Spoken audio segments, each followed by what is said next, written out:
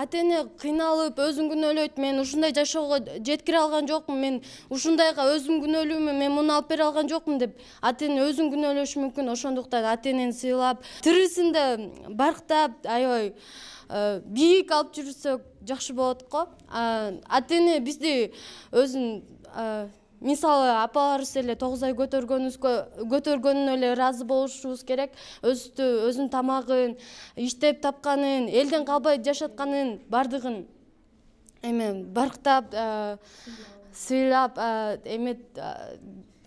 сыйлаш керек деп ойлойм да.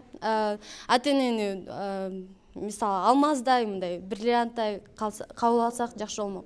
Ошол жанагы айрым мен бул биз Кыргызстан деңгээлде сүйлөшүп атпайлы, айрым сыйлабай койгон окуучулар бар да, ата энесинчи капа кылып, кээде ата энесин баласы түшүнбөйт, же бала ата энесин түшүнбөй атат да. Ошондой досторуңа эмне дейсиң?